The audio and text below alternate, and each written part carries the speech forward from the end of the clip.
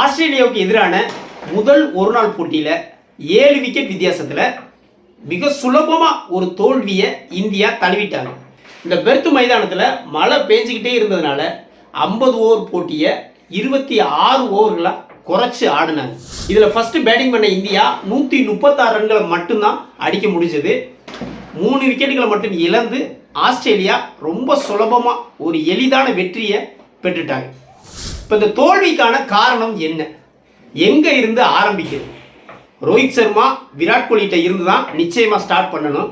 2 பேரும் இந்த தொடரில் ரன்களை குவிச்சா மட்டும்தான் இனி அடுத்தடுத்த ஒரு நாள் தொடர்களில் வாய்ப்பு கிடைக்கும். 2027 ஒரு நாள் உலகக்கோப்பையும் நினச்சி பார்க்க முடியும்.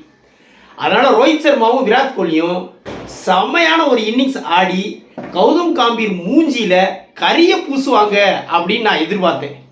ஆனால் அவங்களே தனக்குத்தானே கரியை எடுத்து தனக்குத்தானே பூசிக்கிட்டாங்க அப்படின்னு தான் சொல்லணும்.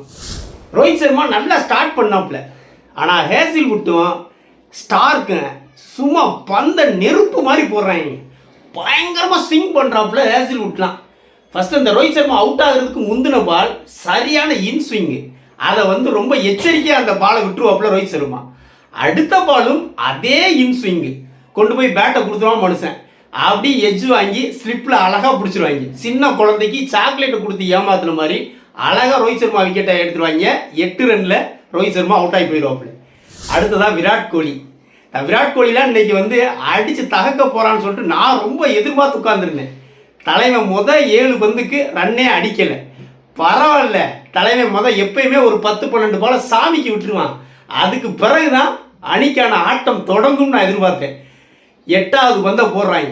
தலைவன் வழக்கம் போல் அந்த ஆஃப் கட் ஷாட் ஆடுவான் அந்த பாயிண்ட் திசையில். அது 4 போக வேண்டிய பால். விராட் கோலியுடைய துரதிஷ்டவசமோ என்னவோ டைவ் அடித்து பிடிச்சி கேட்ச தூக்கிடுவாங்க. அவுட் ஆகி 8 பாலுக்கு ரன்னே அடிக்காமல் தலைவன் சோகத்தோடு வெளியேறிடுவான். அதோட நமக்கும் மேட்ச் பார்க்குற இன்ட்ரெஸ்ட்டும் போச்சு. அடுத்து கேப்டன் சுப்மான் கில் 10 ரனில் அவுட் ஆகிடுவாப்புல. அக்சர் பட்டேல் ஒரு 31, KL ராகுல் ஒரு 38 ரன்களை அடிக்க 136 ரன்களை 26 ஓவர்களில் இந்தியா அடிச்சிருப்பாங்க. இதை தொடர்ந்து இறங்கின ஆஸ்திரேலியா 3 விக்கெட்டுகளை மட்டும் இழந்து ஈஸியாக அடிச்சிட்டாங்க. கேப்டன் மாஸ் 46 ரன்கள் அடித்து நாட் அவுட் ஆகி களத்தில் கடைசி வரைக்கும் நின்னாப்புல. இப்போ இந்த போட்டிக்கான தோல்வி, இப்படி ஒரு எளிதான தோல்விக்கு என்ன காரணம் சொல்கிறது? என்னை கேட்டால் இந்த பிளேயிங் லெவல் செலெக்ஷனை தாங்க சொல்லுவேன். ஏன்னா ஆஸ்திரேலியா பிச்சை பொறுத்த வரைக்கும் நல்லா வேகப்பந்து வீச்சுக்கு எடுக்கிற மாதிரி தான் வச்சுருப்பாங்க. அதில் இந்தியா போகுதுன்னா வேற லெவலில் தயார் பண்ணி வச்சுருப்பாங்க. இந்த பெர்த் மைதானம் அப்படி தான் இருந்துச்சு. சும்மா கதன்னு நெருப்பு மாதிரி இருக்குங்க. அந்த பிச்சுக்கு ஏற்ற மாதிரி நம்மளுடைய பவுலிங் யூனிட் இருந்துச்சா அப்படின்னு கேட்டால் கண்டிப்பாக இல்லைங்க. இந்த பவுலிங் யூனிட் எப்படி இருந்திருக்கணும் அப்படின்னா, பும்ரா, சமி, சிராஜ் இப்படி இருந்திருந்தா ஆஸ்திரேலியாவை கண்ணில் விரலை விட்டு ஆட்டியிருப்பாங்க இந்தியா. அவங்களுக்கு எந்த அளவுக்கு ஃபாஸ்ட் யூனிட் எடுத்துச்சோ அதை விட பக்காவாக பண்ணியிருப்பாங்க.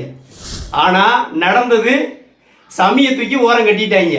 சமி பெங்கால் அணிக்கு எதிராக உள்ளூரில் மனுஷன் விக்கெட்டை அள்ளிக்கிட்டு இருக்கான். 4 பந்துக்கு 3 விக்கெட்டை எடுத்து பெங்கால் அணியை வெற்றியை நோக்கி பயணிக்க வச்சுக்கிட்டு இருக்கான் உள்ளூரில். எங்கள் ஆஸ்திரேலியாவில் ஆட வேண்டிய முகமது சமியை தூக்கி அப்படி ஓரம் கட்டிட்டாங்க.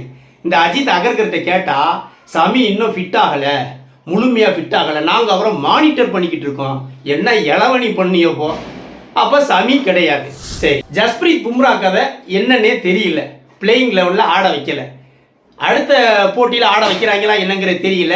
அவ்வளோ ஃபிட்டாக இல்லைன்னா என்னைய கேட்டால் பும்ராவுக்கு பதிலாக இன்னொரு வேகப்பந்து வீச்சாளரையே நீ கூட்டிகிட்டு போயிருந்துக்கலாம். அதையும் இவங்க செய்யலை. சரி, பும்ரா இல்லை. இப்போ அந்த டாப் 3 பவுலர் நிலை எப்படி இருக்குது? சரி, பும்ரா சமி இல்லை, ஒரு ஆள் சிராஜ் மட்டும்தான் ஓரளவு அனுபவமும் உள்ள ஆள். இந்த பிரசித் கிருஷ்ணாவை சேர்த்துருக்கலாம். பிரசித் கிருஷ்ணாவை உட்கார வச்சிட்டாங்க. அப்போ யாரை சேர்த்துருக்காங்க? அர்ஷதீப் சிங். அர்ஷதீப் சிங்க்கு ஒரு நாள் போட்டியில் பெருசாக அனுபவம் கிடையாது. அர்ஷதீப் சிங்கும் சிராஜும் முதன்மை பவுலர் 2 பேர். அடுத்த 2 பேர் யாரை சேர்த்துருக்காங்கன்னா ஹர்ஷித் ராணா, நிதிஷ்குமார் ரெட்டி. ஆரம்பத்திலேயே இந்த ஹர்ஷித் ராணாவை ஸ்குவாடில் சேர்க்கறதுக்கே கடுமையான எதிர்ப்பு கிளம்பிச்சு. அதையெல்லாம் இந்த காம்பீர் காதலையே வாங்கிக்கல. இப்போ பிளேயிங் லெவன்லேயே ஆட வச்சுட்டான் மனுஷன். யார்? 2 பேர்த்தையுமே ஆட வச்சுட்டான். சரி, இவங்க 2 பேரும் பண்ணினது என்ன? ஹர்ஷித் ராணா 4 ஓவர் போட்டு 7 ரன் ரேட்டுக்கு மேலே கொடுத்து 28 ரன்களை கொடுத்து ஒரு விக்கெட் கூட எடுக்கலை, எந்த ஒரு இம்பேக்டையும் கிரியேட் பண்ணலை, பேட்டிங்லேயும் எதுவும் ரன் அடிக்கலை.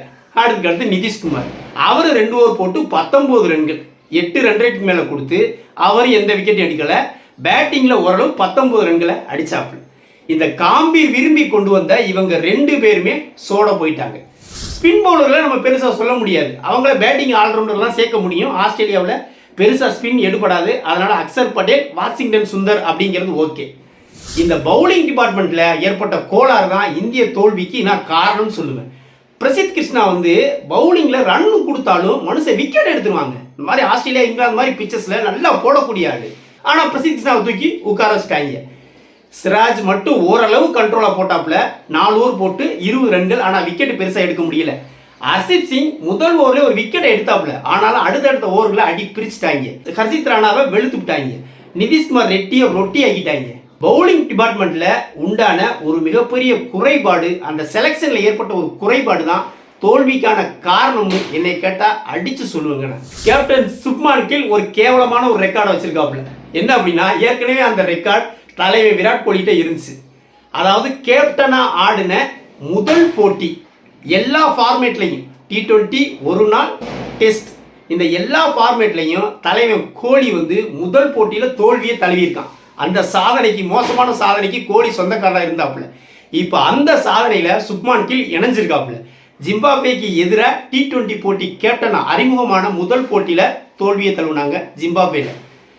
இங்கிலாந்தில் டெஸ்ட் தொடரில் கேப்டனாக அறிவிக்கப்பட்ட டெஸ்ட் தொடரில் முதல் போட்டியில் தோல்வியை தழுவினாங்க. அதே மாதிரி ஒரு நாள் போட்டியில் ஆஸ்திரேலியாவுக்கு எதிராக கேப்டனாக நியமிக்கப்பட்ட சுப்மான் கில் முதல் போட்டியில் தோல்வியை தழுவியிருக்காப்புல. இந்த மாதிரி வந்து விராட் கோலியோடைய அந்த சாதனை பட்டியலில் நம்மால் சுப்மான் கில்லும் இணைஞ்சிருக்காப்புல. 2வது போட்டியில் இந்தியா கம்பேக் கொடுத்து ஜெயிச்சா மட்டும்தான் சீரீஸை தக்க வைக்க முடியும்.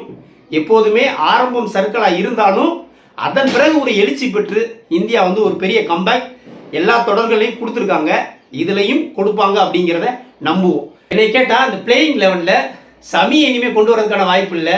ஆனால் இந்த பிரசித் கிருஷ்ணாவை பிளேயிங் லெவனில் இன்க்ளூட் பண்ணுனா ஆஸ்திரேலியா இந்த மைதானங்களில் ஒரு நல்ல ரிசல்ட் கிடைக்கும் அப்படிங்கிறது என்னோட நம்பிக்கை. இதை வந்து மேனேஜ்மெண்ட் செய்கிறாங்களா என்னங்கிறத பார்ப்போம். பிடிவாதமாக இந்த ஹர்ஷித் ராணா, நிதிஷ்குமாரை விடலைன்னு வச்சுக்கோங்களேன், கண்டிப்பாக ஒரு மிகப்பெரிய ஒரு சர்க்கிளை, ஒரு தோல்வியை தான் சந்திப்பாங்க. பொறுத்திருந்து பார்ப்போம். வீடியோ பிடிச்சிருந்தா லைக் கமெண்ட் பண்ணுங்கள், குறிப்பாக சப்ஸ்கிரைப் பண்ணுங்கள். மற்றும் ஒரு வீடியோவில் சந்திப்போம். நன்றி.